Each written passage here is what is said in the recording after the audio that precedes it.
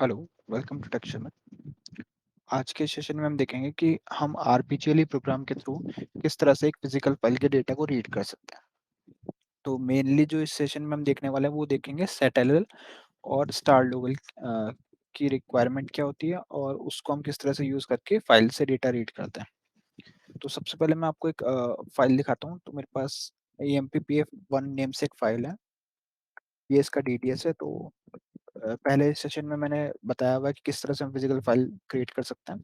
तो उसी तरीके से हमने यहाँ पे एक फाइल क्रिएट की है जिसमें EMP ID, EMP नेम और EMP डिपार्टमेंट है और इसके अंदर जो की फील्ड वो EMP है। तो इस फाइल को हम यूज करेंगे और इसमें जो डेटा है वो हम एक प्रोग्राम के थ्रू फैच करेंगे। अब मैं आपको इसका डेटा दिखाता हूँ। तो मैंने एक और सेशन खोला हुआ है जहाँ पे ये क्वेरी मैंने रन की है इस फाइल के लिए। तो इस फाइल में ये डेटा पड़ा हुआ है। यहाँ पे एम्प्लॉय आईडी है। ये मैंने रैंडम नंबर डाला है 1 to 5।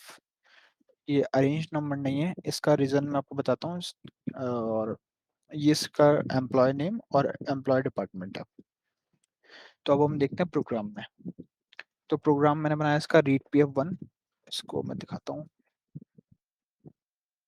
तो सबसे पहले तो इस फुली फ्री फॉर्मेट में इसको कोड करेंगे हम। और यहाँ पे मैंने कुछ कंट्रोल ऑप्शन स्पेसिफाई किए हैं जो डिबगिंग के लिए हेल्प में आते हैं। तो ये मैंडेटरी हम हर प्रोग्राम में यूज करेंगे। तो नो डिबग आयो सो स्टेटमेंट, इससे हमारे को डिबग में हेल्प मिलती है। तो मेन जो लॉजिक है हमारा वो यहाँ से है। तो सबसे पहले हम एक फाइल डिक्लेयर कर रहे हैं। तो किसी जिस पीएफ को हम रीड करना चाहते हैं हम उसको यहाँ पे DCLF की हेल्प से डिक्लेयर करेंगे। डिक्लेयर में हम मैंने उसको यूजर्स में दिया हुआ है स्टार इनपुट। मतलब हम इस फाइल को इनपुट ऑपरेशन के लिए यूज कर रहे हैं। और यहाँ पे मैंने लिखा है कीड। तो जिस तरह से मैंने एम्प्लॉय आईडी को वहाँ पे की बनाया था तो यहाँ पे कीड लिखना जरूरी है, अदरवाइज ये एरर शो करता है। अब हम देखते हैं कि फाइल कैसे रीड करते हैं। तो फाइल रीड करने के लिए सबसे पहले हमारे को पॉइंटर सेट करना होता है। पॉइंटर सेट करने के लिए हम यहाँ पे यूज करते हैं set L L. Set L L का मतलब होता है सेटिंग लोअर लिमिट। ठीक है। उसके बाद में मैंने यहाँ पे लिखा हुआ है स्टार लोवेल। स्टार लोवेल हम यूज करते हैं पॉइंटर को सेट करने के लिए। ये क्या करेगा, जो उसकी लोवेस्ट वैल्यू है फिजिकल फाइल में की उस पे ये पॉइंटर सेट करेगा। और हम किस फाइल पे पॉइंटर सेट कर रहे हैं उस फाइल का नेम। तो यहाँ पे हम रिकॉर्ड फॉर्मेट नहीं फाइल का नेम लिखते हैं। तो ये EMPPF1। तो इस तरह से हम अपने फाइल पे पॉइंटर सेट कर देते हैं। तो अब मैं आपको डेटा दिखाता हूँ। तो इस फाइल में ये पॉइंटर कहाँ सेट होगा, ये पॉइंटर यहाँ पे सेट होगा स्टार लोवेल। तो जो सबसे लोवेस्ट वैल्यू इसकी 1 है तो ये सबसे पहले 1 को रीड करेगा। उसके बाद में ये पॉइंटर शिफ्ट करेगा नेक्स्ट लोवेस्ट वैल्यू पे। तो नेक्स्ट लोवेस्ट वैल्यू कौन सी है, 2। उसके बाद में नेक्स्ट लोवेस्ट वैल्यू 3, 4 और फिर 5। तो इस तरह से स्टार लोवेल काम करता है। ये सबसे लोवेस्ट वैल्यू पे पॉइंट करेगा और फिर इंक्रीजिंग ऑर्डर में डेटा को डेटा पे पॉइंटर सेट करता है। अब हमने पॉइंटर सेट कर लिया। अब हम यूज करेंगे रीड ऑपकोड। तो रीड ऑपकोड क्या करेगा, फाइल को रीड करेगा। उसके बाद में हम यहाँ पे एक लूप चला रहे हैं नॉट %EOF और फाइल नेम। तो इसका मीनिंग क्या है, जब तक फाइल में एंड ऑफ फाइल नहीं होती है। एंड ऑफ फाइल कब होगा, जब उसमें डेटा नहीं होगा। तो जैसे ही वो लास्ट रिकॉर्ड, अब सपोज हमने यहाँ पे सेटल किया हुआ है और हमारा रिकॉर्ड 5 भी रीड हो चुका है, 5 के बाद हमारे पास कोई रिकॉर्ड नहीं है। तो ये फाइल एंड हो गई, इसलिए हम इसको बोलेंगे end of file.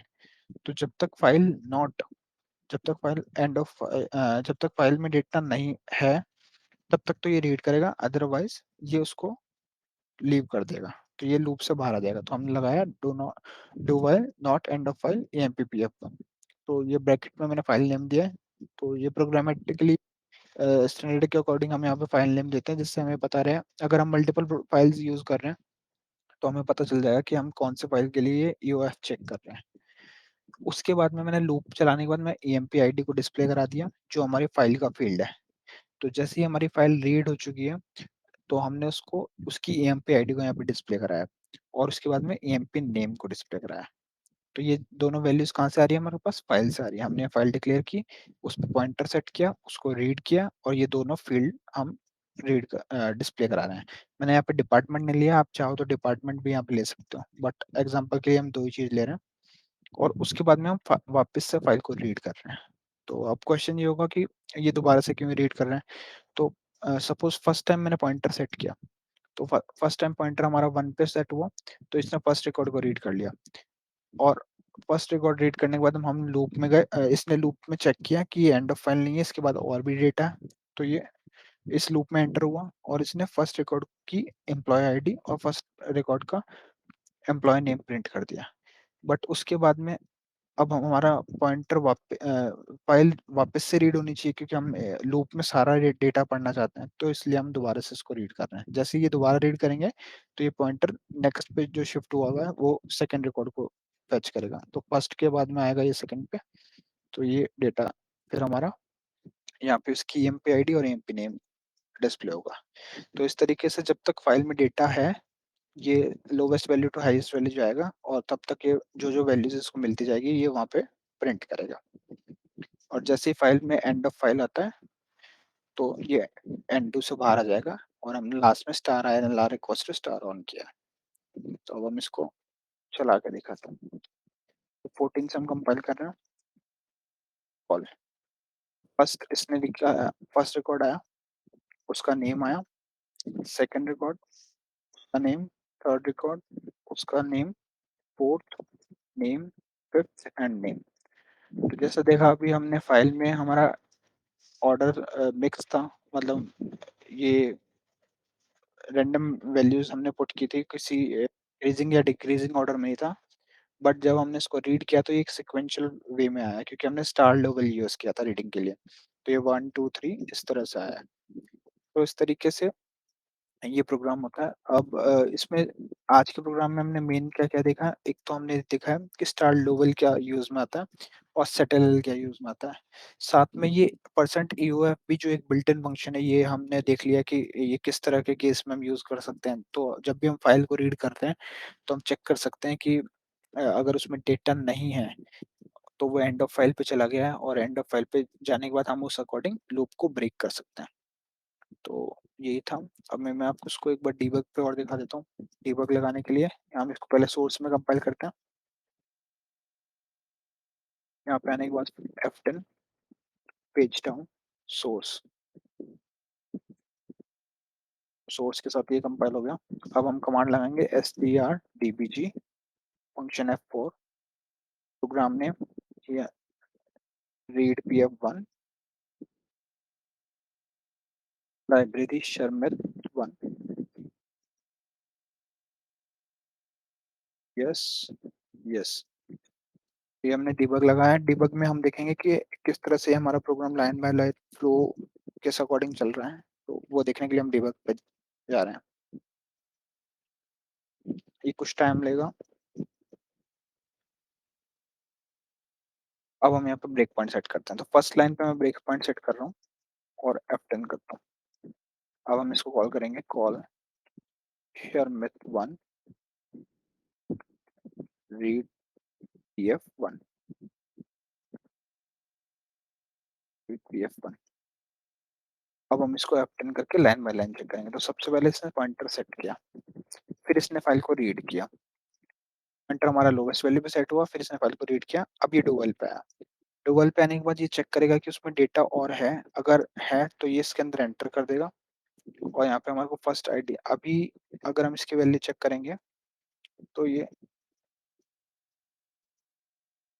val emp id, तो ये 0 1। अब हम इसको, क्योंकि हमने रीड किया हुआ है फाइल को, तो ये हमने डिस्प्ले कराया और यहाँ पे हम दोबारा से val emp name, तो फर्स्ट रिकॉर्ड इसने रीड कर लिया।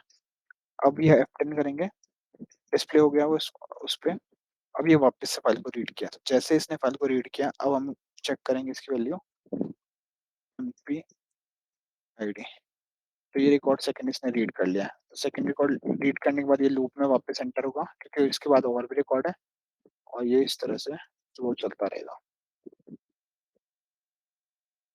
तो अभी हम देखते हैं इसकी एमपी आईडी, तो ये 4 है, इसके बाद में एक रिकॉर्ड और रीड करेगा ये वेल एमपी आईडी। अब इसके बाद इसमें कोई रिकॉर्ड नहीं है, तो ये यहाँ पे इसको डिस्प्ले कराने के बाद में अगर हम वापस इसकी वैल्यू चेक करेंगे ये वाला एएमपी आईडी, तो ये 5 ही है, मतलब नया रिकॉर्ड नहीं मिला इसको, तो ये एंड ऑफ फाइल हो गया और ये लूप से बाहर आ गया और लास्ट रिकॉर्ड। तो इस तरीके से इसका फ्लो होता है। तो आज के सेशन के लिए मेन यही था कि हम किस तरह से फाइल का डेटा रीड कर सकते हैं विद सेटएलएल और स्टार लोवेल।